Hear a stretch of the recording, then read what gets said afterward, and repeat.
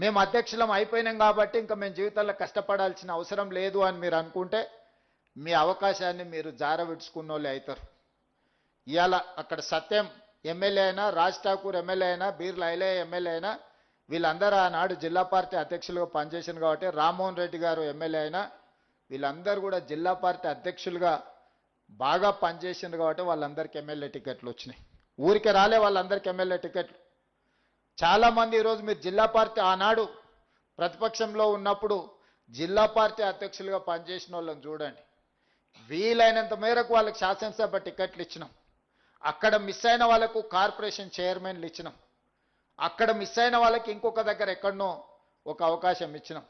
ఫ్రంటల్స్ నేను SC department, ST department, minority department ఇట్లాంటి department ఫ్రంటల్స్ చైర్పర్సన్స్గా తీసుకోండి అని నేను పిలిచి అడిగితే వాళ్ళు చాలా అవమానకరంగా మాట్లాడినారు.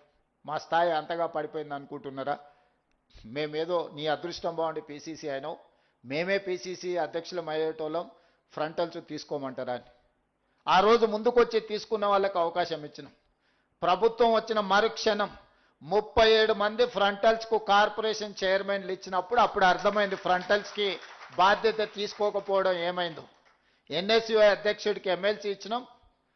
Youth Congress general secretary national Rajya Sabha ఇచ్చినాం. యూత్ కాంగ్రెస్ స్టేట్ ప్రెసిడెంట్కు ఈరోజు శాప్ చైర్మన్ ఇచ్చినాం. ప్రతి ఒక్కరికి పార్టీ బాధ్యత తీసుకున్న వాళ్ళను ప్రభుత్వంలో భాగస్వాములను చేసినాం. ఈరోజు 67 మంది కార్పొరేషన్ చైర్మన్లు అయ్యిండ్రు అని అంటే పార్టీ బాధ్యత చేసిన వాళ్ళని ఎతికి మరీ వాళ్ళ కార్పొరేషన్ చైర్మన్లు, ఎమ్మెల్యే టికెట్లు, ఎంపీ టికెట్లు ఈరోజు ఇవ్వడం జరిగింది. మీకందరికీ కూడా నా సూచన ఒక్కటే, మీ ప్రతి చర్య మేము గమనిస్తూనే ఉంటాం. ప్రతిరోజు మార్కులు వేయదు పార్టీ. మనం ఎంత బాగా చదువుకున్నా సంవత్సరానికి ఒకటేసారి పరీక్షలు పెడతారు. ఆ పరీక్షలలో మన రిజల్ట్ తెలుస్తుంది. మీకు కూడా మీరు ఏమనుకుంటున్నారంటే మేము ఏం చేసినా ఎవరు చూస్తలేరు, ఎన్నికల ముందల ఎవరో నాయకుడిని పట్టుకుంటే ఆ కోటాలనో ఈ కోటాలనో వస్తుందని. ఇక ఏ కోటాల్లో మెరిట్ కోటా ఒక్కటే ఉంది కాంగ్రెస్ పార్టీలో. మీరు ఆ మెరిట్ కోటాల పాస్ అయితేనే మీకు ఏదైనా అవకాశం వస్తుంది.